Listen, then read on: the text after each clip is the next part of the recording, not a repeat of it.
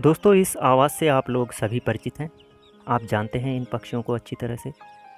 जब से लॉकडाउन हुआ है, पूरे देश में, पूरे विश्व में कई तरह की समस्याएं हमारे सामने उपस्थित हुई और इसी कड़ी में दिल्ली में हमारे गांव के रहने वाले कई युवा साथी, हमारे भाई बंधु अपने गाँव को लौटे और पूरे देश का यही हाल हुआ। कई लोग दिल्ली, कलकत्ता, मुंबई जैसे महानगरों से अपने गाँव को लौटे और इसी कड़ी में हमारे गाँव के हमारे एक छोटे भाई हिमांशु सजवाण भी दिल्ली में रहते थे। वहाँ से वो अपने गांव लौटे और गांव में आकर के उन्होंने कुछ नया करने की ठानी, कुछ नया सोचा। उन्होंने एक नई जागृति उनके मन में आई कि कुछ ऐसा किया जाए जिससे कि हमारी जीविका आराम से आगे की ओर बढ़ सके।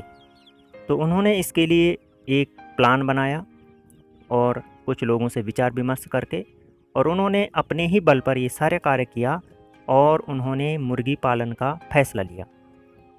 उसके बाद वो रामनगर और काशीपुर गए और वहाँ से इसी लॉकडाउन में वो अपने लिए कुछ मुर्गी के छोटे चूजों को चुन करके लाए।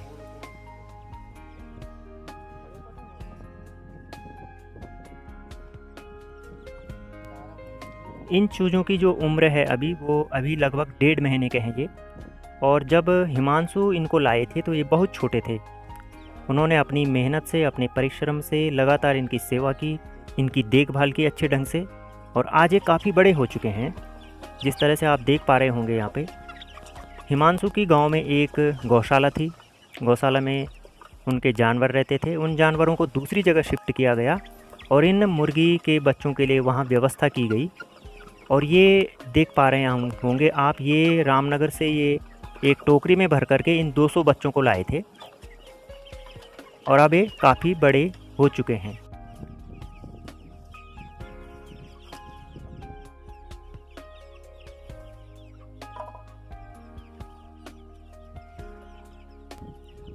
हिमांशु जब इन चूज़ों को ख़रीद करके लाए तो उनको 150 रुपये में 2 चूज़े मिले और हिमांशु खुद ही बताते हैं कि इनकी संख्या इस समय 200 है। 200 चूज़े हैं और सभी स्वस्थ हैं और सभी अच्छे हैं।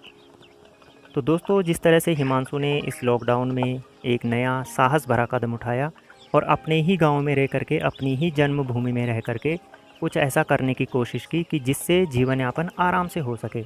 बाहर शहरों की भागदौड़ और नौकरी से अच्छा है कि आप भी कोई ऐसा व्यवसाय अपनाएं और जीवन को आगे बढ़ा सकते हैं आप इसी माध्यम से।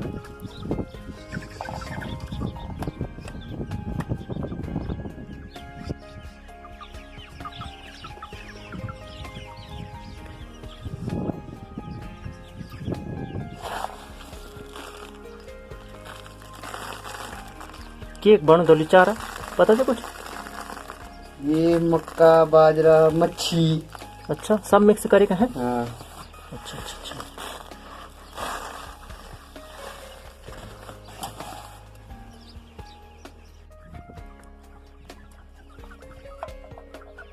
हिमांशु सजवाण उन सभी युवाओं के लिए एक प्रेरणा स्रोत हैं जो अपने दम पर कुछ करना चाहते हैं और जीवन में आगे बढ़ना चाहते हैं। दोस्तों, कोई भी काम छोटा या बड़ा नहीं होता है। हमारी मेहनत देखी जाती है उसमें, हम कितनी मेहनत कर रहे हैं और कितनी लगन से हम उस मेहनत को कर रहे हैं। हिमांशु ने ये कर दिखाया।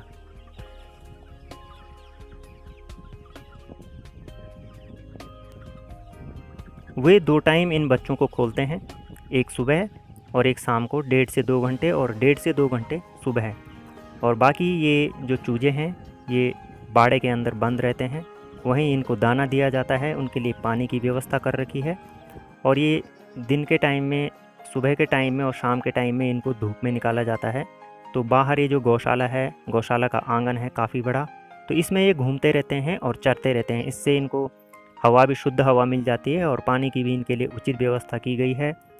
चारे की व्यवस्था को यदि देखा जाए तो चारे के लिए हिमांशु इनके लिए रामनगर या काशीपुर से बड़े थैले मंगाते हैं, कट्टे, जो कि 1500 रुपये का एक कट्टा है। उसमें इनके लिए मिक्स चारा मिलता है। इसके अतिरिक्त इन्हें आटा, चावल, बाजरा, गेहूँ, मंडवा, झंगोरा आदि भी दिया जा सकता है और हरी पत्तियाँ इनको ज़्यादा प्यारी होती हैं।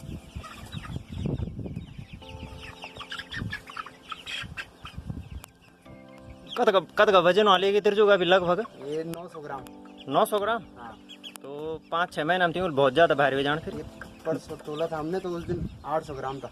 अच्छा अच्छा अच्छा अच्छा, बहुत बढ़िया।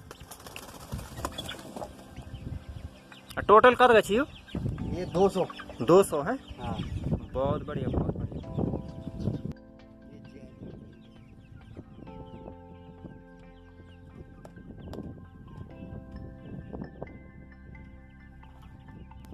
तो दोस्तों इस तरह से हिमांशु की मेहनत रंग लाई और आज उनका यह व्यवसाय बहुत अच्छे ढंग से चल रहा है और इसी के माध्यम से उनकी आजीविका भी चल रही है। कमेंट बॉक्स में ज़रूर लिखें कि आपको यह वीडियो कैसे लगा। धन्यवाद।